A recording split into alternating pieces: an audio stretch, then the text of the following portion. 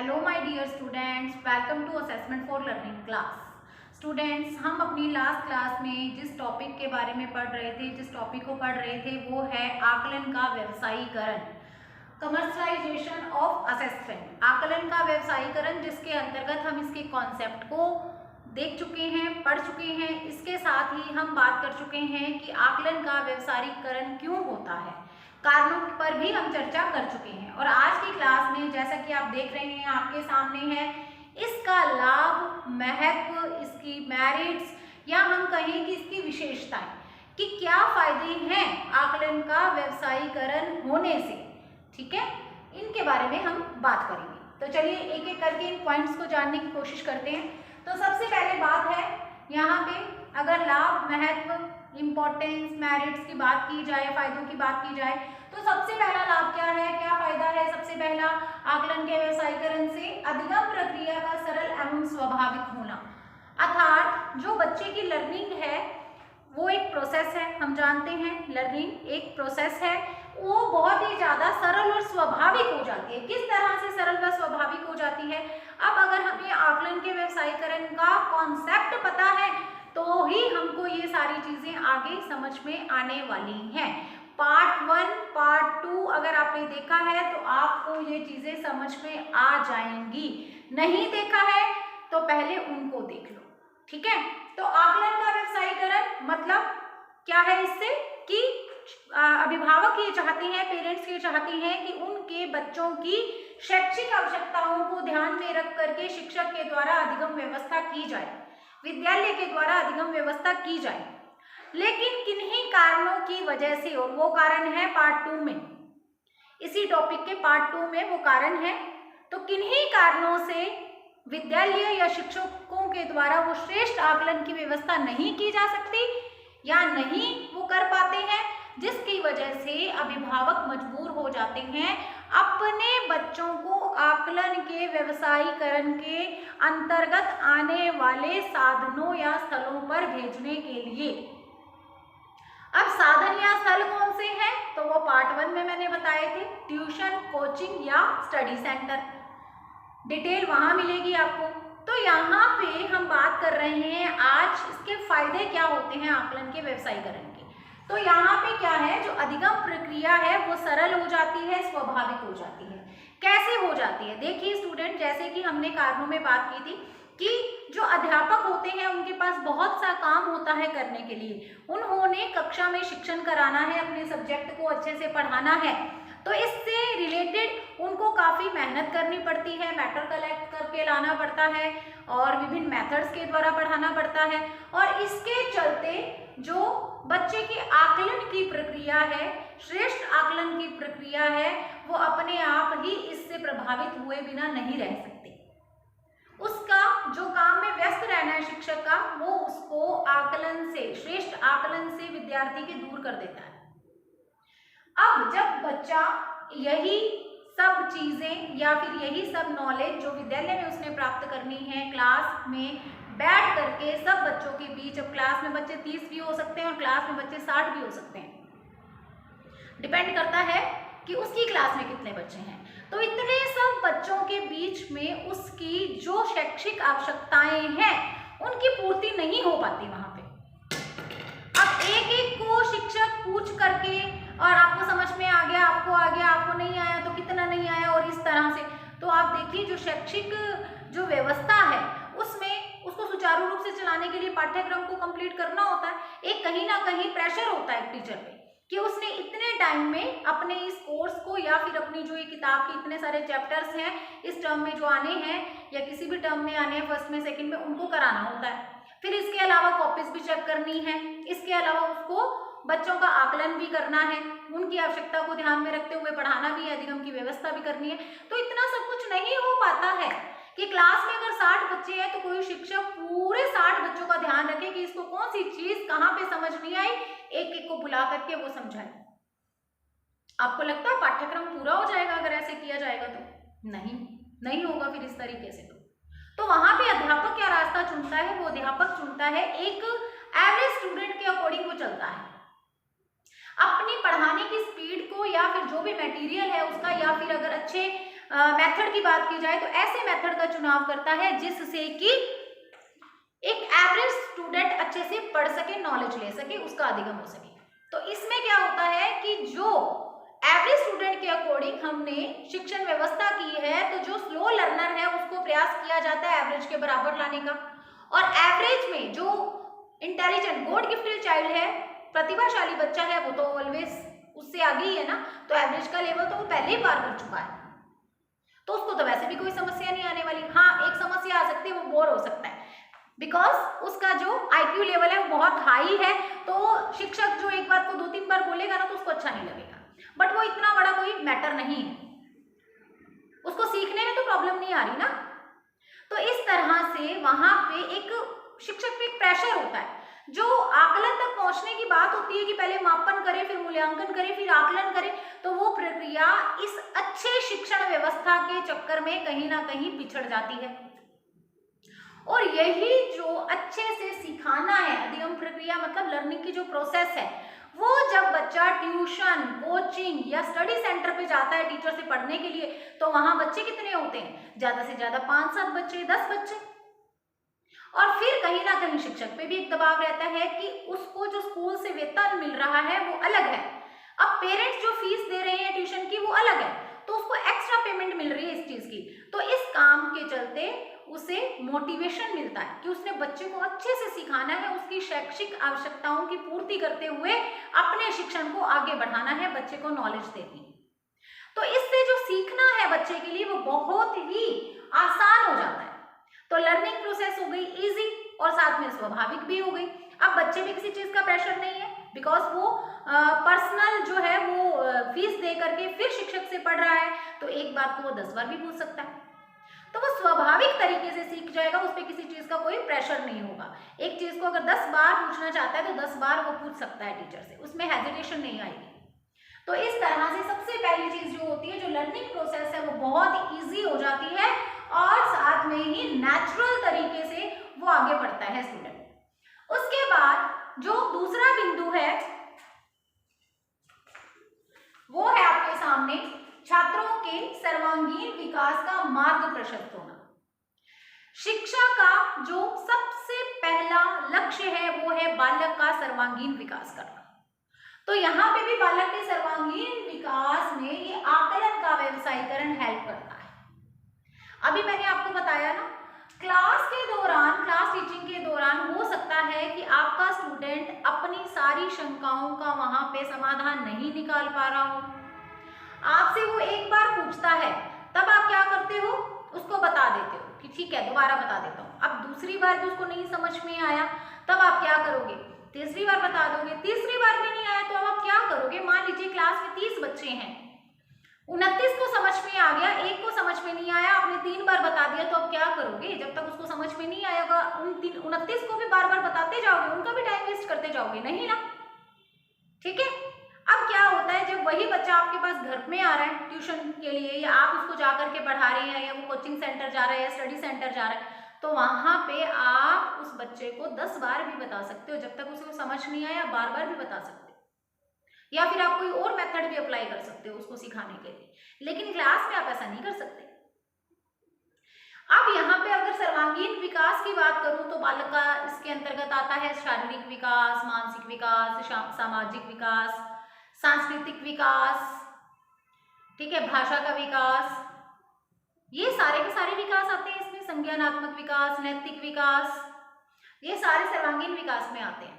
तो किस तरह से बच्चा अगर ट्यूशन पे जाएगा, कोचिंग पे जाएगा, स्टडी सेंटर पे जाएगा, तो किस तरह से ये सर्वांगीण विकास होगा, तो सबसे पहला तो हमारा मानसिक रूप से स्वस्थ होना जरूरी है। हम सभी जानते हैं ना कि मानसिक रूप से स्वस्थ होना जरूरी है, तभी स्टडी हो पाती है, और मानसिक रूप से स्वस्थ होने से जरूरी है कि हम शारीरिक रूप से भी स्वस्थ रहें। एक स्वस्थ शरीर में ही स्वस्थ मन विकास करता है, हमें पता है ना। तो यहाँ पे शारीरिक और मानसिक रूप से हम स्वस्थ होने चाहिए। तो ये कब होगा, तो ये होगा तब जब आप पे कोई प्रेशर नहीं होगा। अब मानसिक विकास को ही ले लूं, यहाँ पे अगर आपको क्लास में कोई चीज समझ में नहीं आई है, तब आपने वहां पे उस चीज को ना पूछ करके शाम को जहाँ पे आप उसी टीचर के पास कोचिंग पे जा रही हैं, ट्यूशन ले रही हैं, या उनके घर जा करके आप शिक्षण की जो प्रक्रिया है, शिक्षण है, वो आपको करा रहे हैं, तब आप क्या करेंगे, शाम को पूछ लेंगे उनसे। मानसिक रूप से तो कोई परेशानी नहीं हुई ना। और क्लास में कई बार हेजिटेशन की वजह से बच्चे जब क्लास में कोई प्रश्न नहीं पूछते हैं तो वो प्रश्न उनको अंदर ही अंदर जो है वो परेशान करता रहता है, जिससे कि उनका आगे बढ़ना मुश्किल हो जाता है। अब जब वो शाम को वो जो अपनी उनके संशय हैं, जो संदेह हैं, जो भी शंका है, वो शाम को कोचिंग पे पूछ करके, ट्यूशन पे पूछ करके और अपना जो है समाधान निकाल लेंगे, जो भी उनको समस्या थी, तो इससे क्या होगा, वो मानसिक रूप से स्वस्थ रहेंगे। ठीक है, शारीरिक रूप से भी स्वस्थ रहा जा सकता है। किस तरह से शारीरिक रूप से, मतलब हमें कोई बर्डन नहीं फील हो, या हम ये कह सकते हैं हम ज्यादा थके नहीं। तो अब क्लास जो बच्चे पूरी तरह से क्लास में जो पढ़ाया जाता है, क्लास टीचिंग पे ही डिपेंड करते हैं, कोचिंग वगैरह ट्यूशन वगैरह नहीं जाते हैं, तो उनको आप देखिए शाम को इतना सारा जो होमवर्क मिलता है वो करना पड़ता है। इसकी बजाय जो बच्चे ट्यूशन जाते हैं तो उनके पेरेंट्स को भी कहीं ना कहीं रिलैक्सेशन मिल जाती है। 2 घंटे बच्चे ने ट्यूशन पे जाके आना और वहीं से वो होमवर्क करके आएगा, सीख के भी आएगा, लिख के भी लाएगा, याद भी करके आएगा, तो पेरेंट्स भी रिलैक्स हो जाते हैं और बच्चा भी रिलैक्स हो जाता है। उन 2 घंटों के दौरान सारा का सारा होमवर्क जो है सेट हो जाता है। इसके अलावा उनका जो एक फिक्स रूटीन बन जाता है ना, तो वो 2 घंटे के अंदर वो फ्री हो जाते हैं, फिर उसके बाद वो अपने टाइम को कहीं भी यूटिलाइज कर सकते हैं। इसके अलावा तो शारीरिक रूप से स्वस्थ रहेंगे और पेरेंट्स भी टेंशन फ्री रहेंगे होमवर्क से। और इसके अलावा जो बच्चे यहाँ पे नहीं जाते हैं, वो मान लीजिए क्लास की कोई समस्या है या उनको कोई मैथ्स का सम समझ नहीं आया या कुछ भी है, तो वो क्या करेंगे, घर पे आकर के अपने पेरेंट्स से समझेंगे, अपने भाई बहनों से समझेंगे। कई बार तो पेरेंट्स भी अनपढ़ होते हैं तो और भी ज़्यादा समस्या आती है, फिर बच्चे कई बार जो है पड़ोसियों से समझते हैं, या फिर अगले दिन टेस्ट होता है तो किसी रिश्तेदार के घर स्पेशल रात को जाकर के जो है वो उसको पढ़ते हैं कि वहाँ से समझ में आ जाए। तो बहुत सारी दिक्कतें आती हैं और बच्चे के सर्वांगीण विकास का जो मार्ग है वो अवरुद्ध हो जाता है। तो ये बहुत सारे मैंने एग्जाम्पल्स दे दिए हैं कि किस तरह से आकलन के व्यवसायीकरण से बालक के सर्वांगीण विकास का मार्ग भी प्रशस्त होता है। अब नेक्स्ट देखिए, रुचि आधारित शिक्षा की व्यवस्था। रुचि आधारित शिक्षा, क्लास में आप टीच कर रहे हो तो आप क्या करते हो, आपकी क्लास में 30, 40, 50 बच्चे हैं, आपसे पूछते हो कि अच्छा आप अपना इंटरेस्ट बताओ, आपको किस मेथड से पढ़ना अच्छा लगता है, तो मैं उस मेथड से आपको पढ़ाऊंगा। दूसरा कहता है मेरे को कोई और मेथड से पढ़ना है, तीसरा कहता है कोई और मेथड से पढ़ना है। और मुझे तो ये लगता है कि आप इतने ज़्यादा बिजी रहते हैं एज अ टीचर कि आपके पास ये टाइम ही नहीं होता है कि आप उनकी चॉइस के अकॉर्डिंग कोई भी मेथड चूज करके उनको पढ़ा सकें। लेकिन क्या ये ट्यूशन पे या कोचिंग सेंटर पे या फिर स्टडी सेंटर पे पॉसिबल नहीं है? पॉसिबल है। वहाँ पे छात्रों की संख्या बहुत कम होती है, सीखने वालों की संख्या बहुत कम होती है, तो आप वहाँ पे उनको अच्छे से सिखा सकते हो, उनके इंटरेस्ट के अकॉर्डिंग उनको पढ़ा सकते हो। और ऐसा होता भी है। आप भी ट्यूशंस पे गए होंगे, आप भी कोचिंग पे गए होंगे, तो वहाँ पे ज़्यादातर ऐसा ही माहौल होता है, बच्चे हंसी मजाक करते हुए अपने टीचर के साथ फ्रेंडली सब कुछ सीख लेते हैं। तो जो ये शिक्षा व्यवस्था होती है आकलन के व्यवसायीकरण के अंतर्गत, जो भी ट्यूशन या कोचिंग या स्टडी सेंटर की जो व्यवस्था की जाती है, उसके अंतर्गत जो भी शिक्षा की व्यवस्था है वो बहुत ही रुचिकर होती है। इसके बाद नेक्स्ट पॉइंट है श्रेष्ठ आकलन व्यवस्था। अब अभिभावकों की नजर में सरकारी विद्यालयों में या फिर विद्यालयों में या सरकारी विद्यालय के शिक्षकों के द्वारा अच्छे से आकलन की व्यवस्था नहीं की जा रही है, तभी तो वो भेजते हैं या मजबूर हो जाते हैं अपने बच्चों को आकलन के व्यवसायीकरण के अंतर्गत आने वाले साधनों के साधन स्थलों पर भेजने के लिए वो मजबूर हो जाते हैं ना, क्योंकि उनको क्या चाहिए, उनको चाहिए श्रेष्ठ आकलन व्यवस्था जो उनको विद्यालयों में या फिर जो सरकारी विद्यालयों के शिक्षक हैं उनके द्वारा प्रदान नहीं की जा रही होती। अब ये जो साधन है, ये जो स्थल है आकलन के व्यवसायीकरण के अंतर्गत आने वाले, यहाँ पर उनके श्रेष्ठ आकलन की व्यवस्था होती है, उनकी रुचि को ध्यान में रख करके पढ़ाया जाता है। इसके साथ ही उनकी शैक्षिक आवश्यकताओं को ध्यान में रखा जाता है और फिर शिक्षण कराया जाता है। बच्चे को जो भी प्रॉब्लम आती है उसको पर्सनली शिक्षक के द्वारा सॉल्व किया जाता है। तो इससे जो आकलन की व्यवस्था है वो अत्यधिक अच्छी हो जाती है या श्रेष्ठ हो जाती है। फिर है समसामयिक एवं उच्च शिक्षण तकनीकों द्वारा शिक्षण। अब जो विद्यालयों में पढ़ाया जाता है ना, जैसे मैंने कारणों में बताया था कि परंपरागत उपकरणों और तकनीकों का प्रयोग होता है विद्यालयों में शिक्षण के लिए। अब इन कोचिंग सेंटर्स पे, स्टडी सेंटर्स पे, ट्यूशंस पे क्या होता है, ऐसा नहीं होता। नवीन साधनों का प्रयोग किया जाता है बच्चे को अच्छी तरह से सिखाने के लिए। तो यहाँ पे उच्च शिक्षण तकनीक, हायर टीचिंग टेक्निक्स का यहाँ पे प्रयोग किया जाता है, जिससे बच्चे को जो भी सिखाया गया है वो बहुत ही अच्छे से समझ में आ जाता है, बहुत ही जल्दी समझ में आ जाता है, और फिर ज्ञान कैसा होता है, स्थायी। जैसे कि आप देखते हैं स्कूलों में कोई प्रोजेक्टर वगैरह से, कंप्यूटर से नहीं पढ़ाया जाता है, लेकिन कोचिंग सेंटर्स पे, स्टडी सेंटर्स पे आपने देखा है प्रोजेक्टर के माध्यम से सारी नॉलेज दी जाती है, व्यवहारिक ज्ञान दिया जाता है बच्चे को। और ये ज्ञान कैसा होता है, जो व्यवहारिक ज्ञान होता है वो स्थायी भी होता है। तो बच्चे को रट्टे लगाने की कोई जरूरत नहीं पड़ती, बल्कि इन टेक्निक से जब बच्चे को पढ़ाया जाता है तो बच्चे को सारी की सारी चीजें साथ ही साथ याद हो जाती है, जो कि फ्यूचर में उसके काम आती है। नेक्स्ट है वैध एवं विश्वसनीय आकलन। वैध एवं विश्वसनीय आकलन, तो स्टूडेंट ऐसे समझ लो जैसे कि मैं शुरू से ही टॉपिक जब से स्टार्ट किया तब से बता रही हूँ कि कक्षा शिक्षण के दौरान आपको बहुत सारे बच्चों को एक ही टाइम पर देखना होता है, उनका आकलन करना होता है, तो कहीं ना कहीं आपसे गलती होने की संभावना भी रहती है। मैं हमेशा ही आपको कहती हूँ कि हमें क्या करना चाहिए, बच्चों के बारे में जब भी कोई आकलन करके राय बनानी है, निर्धारण करना है किसी का भी, किसी बात का, तो हमेशा क्या होना चाहिए, डबल श्योर हो जाना चाहिए। डबल श्योर होने का मतलब ये है कि हो सकता है किसी एक परिस्थिति में बालक ने जो व्यवहार किया है वो सही ना हो उस पल, और आपने केवल मात्र उसके 2 क्षण के व्यवहार को देख करके उसके बारे में राय बना ली, उसकी असेसमेंट कर ली, तब आप गलत हैं। आप उसके संपूर्ण व्यवहार को देखिए।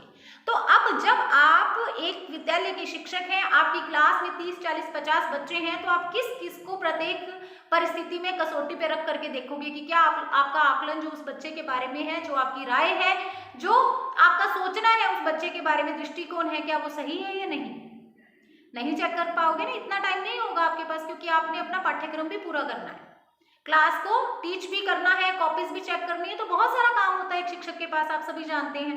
तो इसके चलते हुए जो आपका आकलन है वो कहीं ना कहीं संदेह के घेरे में खड़ा हो जाएगा। ये हम अगर बात करें कि वो बिल्कुल एक्यूरेट होगा तो नहीं कहा जा सकता, उसमें थोड़ी बहुत मिस्टेक भी रह सकती है, हो सकता है कि वो वैध या विश्वसनीय ना हो। और इसके अपोजिट आप घर पे मान लीजिए ट्यूशन पढ़ाते हैं बच्चे को, या बच्चे आपके घर पे आते हैं ट्यूशन लेने के लिए, तो आपके घर पे मान लीजिए 5-6 बच्चे ही आते हैं, क्या उन 5-6 बच्चों का आप अच्छे से आकलन नहीं कर लेंगे? कर सकते हैं, बिकॉज वहां पे आप पर स्कूल के बोझ के साथ अगर कंपैरिजन किया जाए या दबाव के साथ कंपैरिजन किया जाए तो घर पे कम दबाव है, आप अपने तरीके से पढ़ा सकते हो। पाठ्यक्रम आपने यहाँ भी पूरा कराना है, वहां भी पूरा कराना था, लेकिन एक अंतर है, क्या? वहां पे स्कूल के अंदर आपको अपनी कक्षा के 30 से 50-60 बच्चों को एक वो 35-40 मिनट के पीरियड के अंतर्गत ही पढ़ाना भी है, कॉपीज भी चेक करनी है, असेसमेंट भी करनी है उनकी, ये सब कुछ करना है, और डिसिप्लिन भी खराब नहीं होना चाहिए क्लास का।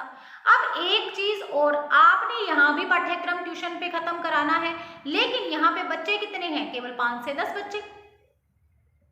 अब वो 5 से 10 बच्चों को आप क्या कर सकते हो अपने अकॉर्डिंग, आप यहाँ पे कोई फिक्स नहीं है कि 35-40 मिनट या 1 घंटा, वो तो आपने फिक्स किया हुआ है कि आप इतनी देर ही ट्यूशन पढ़ाते हैं, लेकिन इन द लास्ट मान लीजिए अगर आपका सिलेबस कंप्लीट नहीं होता तो आप एग्जाम से कोई महीना 1.5 महीना पहले आप अपने आप को चेक कर लेंगे कि अभी सिलेबस इतना है, और अगर इतने देर ही पढ़ाया जाए तो सिलेबस पूरा नहीं होगा, तो आपके हाथ में है ना, आप कैसे भी टाइम को सेट कर लें। आप उन 45 मिनट को 1 घंटे को आप 2 घंटे में, 3 घंटे में भी तो चेंज कर सकते हो। वहां पे मालिक कौन है? आपका बॉस कौन है? आप खुद हैं ट्यूशन पे, तो आप पे कोई प्रेशर नहीं होता ट्यूशंस के दौरान या कोचिंग सेंटर्स पे पढ़ाने के दौरान, स्टडी सेंटर पे पढ़ाने के दौरान। तो ये आप जो है फ्री होते हो बिल्कुल, आप अपने अकॉर्डिंग जो है वो कोई भी फैसला ले सकते हो, और इससे जो आप आकलन करोगे बच्चों को पूरा टाइम दे करके, उसके बारे में जो भी राय बनाओगे वो कैसी होगी? वो वैध और विश्वसनीय होगी, वो विश्वास करने लायक होगी, क्योंकि बच्चों की संख्या भी कम है और ऊपर से आप पे प्रेशर भी कम है। फिर देखिए गुणवत्तापूर्ण शिक्षण व्यवस्था, यहाँ पे भी स्टूडेंट्स वही बात आ रही है, गुणवत्तापूर्ण। यहाँ पे मैंने कहा था ना श्रेष्ठ आकलन व्यवस्था। तो जब आकलन की अच्छे से व्यवस्था हो रही है, आप बच्चे की शैक्षिक आवश्यकताओं को ध्यान में रख करके और फिर अधिगम करा रहे हैं उसे, या फिर उसके शिक्षण की व्यवस्था कर रहे हैं, तो क्वालिटी निकल करके आएगी कि नहीं आएगी? बिल्कुल आएगी। तो जो शिक्षण की व्यवस्था है वो गुणवत्तापूर्ण हो जाती है। फिर है सरकारी शिक्षकों के बोझ में कमी। लास्ट क्लास में हम बात कर चुके हैं पार्ट 2 में कि जो सरकारी शिक्षक होते हैं उनके पास बहुत सा काम होता है करने के लिए। उनको इतने सारे रिकॉर्ड्स तैयार करने होते हैं, फाइल वर्क करना होता है, पेपर वर्क करना होता है। इस काम के चलते हुए वो श्रेष्ठ आकलन बच्चों का नहीं कर पाते हैं। इसलिए जब बच्चे यही आकलन की जो प्रक्रिया है वो ट्यूशन के द्वारा संपूर्ण करवाना चाहते हैं, अपने टीचर से कोचिंग के द्वारा संपूर्ण करवाना चाहते हैं, या फिर स्टडी सेंटर्स के द्वारा पूर्ण करवाना चाहते हैं, वहाँ पे उनसे संपर्क करते हैं, तो इससे जो स्कूल में बोझ होता है सरकारी शिक्षकों पर वो कम हो जाता है। ठीक है, तो एक लाभ ये है कि सरकारी शिक्षकों के बोझ में कमी आती है, उन पर जो प्रेशर होता है या उन पर इतना सारा जो काम लादा जाता है उसमें थोड़े से रिलैक्स हो जाते हैं जब बच्चे ट्यूशन वगैरह जाते हैं। आकलन एवं अधिगम दोनों प्रभावी। आकलन और अधिगम दोनों ही प्रभावी होते हैं आकलन के व्यवसायीकरण से। कैसे? आप अगर सही राय बनाएंगे, आप अगर बच्चे की असेसमेंट अच्छे तरीके से करेंगे, तो उसी असेसमेंट के आधार पर ही आप अधिगम की व्यवस्था कर देंगे। जो भी अधिगम व्यवस्था में चेंज लाने की जरूरत है आप वो चेंज ले आएंगे, और इन सबके चलते हुए आकलन अगर श्रेष्ठ हुआ तो अधिगम दोनों अपने आप ही श्रेष्ठ हो जाएगा। आकलन और अधिगम दोनों ही प्रभावी हो जाएंगे, इफेक्टिव हो जाएंगे। इसके बाद छात्रों के अधिगम स्तर में सुधार। आपने आकलन प्रभावी रूप से किया और उसके बाद बच्चे अधिगम अच्छे से कर सकें, आपने इस ओर ध्यान देना है कि आकलन की प्रक्रिया आपने अच्छे से संपूर्ण की। आप चाहते हैं कि अब अगर इसमें कोई सुधार लाने की जरूरत है या बच्चों की किन्हीं आवश्यकताओं की पूर्ति नहीं हो पा रही है, तो उन्हीं शैक्षिक आवश्यकताओं की पूर्ति के लिए आप क्या करेंगे? अपने मेथड्स में चेंज लेकर के आएंगे, जिससे कि नेक्स्ट टाइम जो रिजल्ट आए वो बहुत ही अच्छा आए। तो यहाँ पे हम जो भी सुधार लाने की अगर बात करें तो सुधार भी ला सकते हैं। हमें लगे असेसमेंट करने के बाद कि अधिगम अच्छे से नहीं हो पाया है अभी भी, तो हम क्या कर सकते हैं? अपने मेथड्स को चेंज कर सकते हैं, अपने मटेरियल को चेंज कर सकते हैं। मटेरियल को चेंज करने का मतलब ये नहीं है कि आप क्या करेंगे, टॉपिक को चेंज कर देंगे। आप नहीं कर सकते। पाठ्यक्रम में जो टॉपिक लगा हुआ है वो तो आपको पढ़ाना ही पड़ेगा, लेकिन ये हो सकता है कि आप पहले ज़्यादा चीज़ों को सिखा रहे थे तो थोड़ा कम करके देख लो, मेथड चेंज करके देख लो, तो हो सकता है कि उसमें क्या है, अधिगम प्रक्रिया में सुधार आ जाए। तो इस तरह से छात्रों के अधिगम स्तर में हम सुधार भी ला सकते हैं। आकलन के व्यवसायीकरण से ये भी लाभ हो जाता है। ठीक है, ये आपके सामने है। अगर आपसे पूछा जाए लाभ क्या है, इंपॉर्टेंस क्या है, महत्व क्या है, मेरिट्स क्या है, तो ये वाले बिंदु आपकी हेल्प करने वाले हैं इस टॉपिक के अंतर्गत। एक नजर दोबारा से देख लेते हैं। अधिगम प्रक्रिया सरल और स्वाभाविक हो जाती है। छात्रों के सर्वांगीण विकास का मार्ग प्रशस्त हो जाता है। रुचि आधारित शिक्षा की व्यवस्था होती है इनके जरिए। श्रेष्ठ आकलन की व्यवस्था होती है। समसामयिक एवं उच्च शिक्षण तकनीकों द्वारा शिक्षण कराया जाता है। वैध व विश्वसनीय आकलन होता है। गुणवत्तापूर्ण शिक्षण व्यवस्था होती है। सरकारी शिक्षकों के बोझ में कमी आती है। आकलन एवं अधिगम दोनों ही प्रभावी होते हैं। छात्रों के अधिगम स्तर में इससे सुधार होता है। तो स्टूडेंट्स, ये है लाभ। अब जहां पे लाभ होते हैं वहां पे हानियां भी होती हैं, हम सभी को ही पता है ना। अब बच्चे ट्यूशन सेंटर जाएं, कोचिंग्स पे जाएं या फिर स्टडी सेंटर्स पे जाएं तो फायदे मिलते हैं, तो ये फायदे मिलते हैं। लेकिन ये फायदे मिलने के साथ साथ क्या नुकसान नहीं होगा? नुकसान भी होगा। सिक्के के दो पहलू हैं, लाभ है तो हानि है। ठीक है, और इसी के साथ अगर मेरिट्स हैं तो डीमेरिट्स भी हैं। तो लाभ आज की क्लास में हमने पढ़ लिए हैं। अब नेक्स्ट क्लास में हम पढ़ने वाले हैं इससे होने वाली हानियां, कि अगर बच्चे इन स्थलों पर जाते हैं या फिर अपने आकलन के लिए या अभिभावक अपने बच्चों के श्रेष्ठ आकलन के लिए अपने बच्चों को ट्यूशंस पे या स्टडी सेंटर्स पे या कोचिंग्स पे भेजते हैं तो उससे क्या क्या नुकसान होते हैं या फिर क्या क्या हानियां हो सकती हैं, इन पे बात करेंगे। लेकिन अभी जैसे ही मैंने बताया, अभी आपको बात कब करेंगे, अभी भी कर रहे हैं, लेकिन हानियों के बारे में, डीमेरिट्स के बारे में, सीमाओं के बारे में हम बात करेंगे हमारी नेक्स्ट क्लास में। Okay okay, God bless you, have a nice day.